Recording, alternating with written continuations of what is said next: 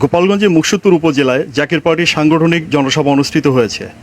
আজ রোববার বিকালে মুকসুদপুর উপজেলার ভাজনদী প্রাথমিক বিদ্যালয় মাঠে এই জনসভা অনুষ্ঠিত হয়।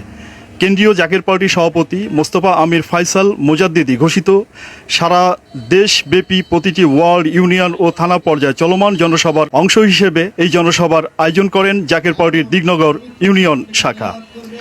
গোপালগঞ্জ জেলা জাকের পার্টির সভাপতি মোহাম্মদ সাজ্জাদ হোসেন মিয়ার সভাপতিত্বে প্রধান অতিথি হিসেবে উপস্থিত থেকে বক্তব্য রাখেন কেন্দ্রীয় জাকের পার্টি মৎস্যজীবী ফ্রন্টের সাধারণ সম্পাদক মোহাম্মদ দেলোয়ার হোসেন। প্রধান বক্তা হিসেবে বক্তব্য রাখেন কেন্দ্রীয় জাকের পার্টি তালাবা ফ্রন্টের সাধারণ সম্পাদক মুফতি মাওলানা কাউসার আহমেদ চাঁদপুরি। সমাবেশে বক্তারা বলেন, আগামী জাতীয় সংসদ নির্বাচনে দেশের একমাত্র দুর্নীতিমুক্ত দল জাকের পার্টিকে গোলাপফুল মার্কায় ভোট দিয়ে জনগণের সেবা ও দুর্নীতিমুক্ত দেশ গড়ার আহ্বান জানান। আমরা আদর্শকেন্দ্রিক দল হিসাবে সমস্ত দলের ভিতরে গুম খুম মারামারি বিভিন্ন ধরনের তারা মানুষ সেবার থেকে তারা ছিটকে পড়েছে। 5ই আগস্টের পরে আমরা দেখতে পেরেছি জাকের পার্টি ছাড়া বাংলাদেশে সুষ্ঠু ধারার রাজনীতি কেউ করে না। বাংলাদেশে কোনো নেতা থাকবে না, বাংলাদেশে কোনো নেতা থাকবে না, জাকের পার্টি ছাড়া কোনো পার্টি থাকবে না। আদর্শ যার নাই সে থাকতে পারে না।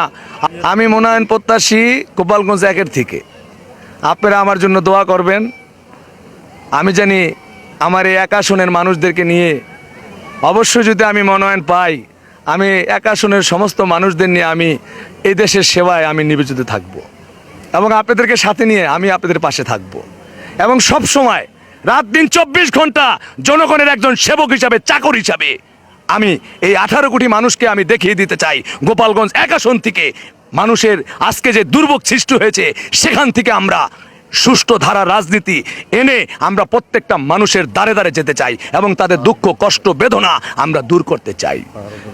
এ সময় বিশেষ অতিথি হিসেবে উপস্থিত ছিলেন পদ্মা বিভাগ জাকের পার্টি কেন্দ্রীয় সাধারণ সম্পাদক মোহাম্মদ ইমরান হুসাইন, গোপালগঞ্জ জেলা জাকের পার্টির সাধারণ সম্পাদক মোহাম্মদ জাহাঙ্গীর আলম, সাংগঠনিক সম্পাদক মোহাম্মদ মাহবুবুর রহমান শাহিন মোল্লা, জেলা জাকের পার্টি মহিলা ফ্রন্টের সভানেত্রী লতিফা রহমান সহ রাজবাড়ী, ফরিদপুর ও শরীয়তপুর জেলা জাকের পার্টির ও অঙ্গ সংগঠনের নেতাকর্মীরা উপস্থিত ছিলেন।